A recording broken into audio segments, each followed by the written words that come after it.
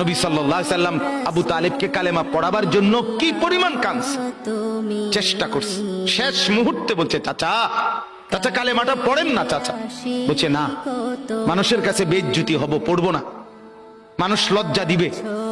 আল্লাহ নবী সাল্লাল্লাহু আলাইহি সাল্লাম বলছে, কানে কানে বলেন, আমি কাউকে শোনাবো না, আমি শুধু হাসরের মাঠে বলবো, মৃত্যু পর্যন্ত চাচা ওয়াদা দিলাম জগৎবাসীকে শোনাবো না আপনি ঈমান আনছিলেন।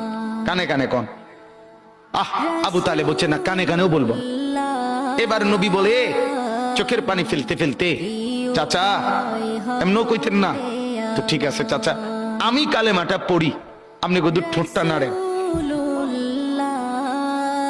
আপনি শুধু ঠোঁটটা নাড়বেন, আমি হাসরের দিন বলবো, মাওলা আমার চাচা কালেমা পড়ছিল এজন্য ঠোঁট নাড়ছে, এর সুযোগ দেন। চাচা বলছে, না,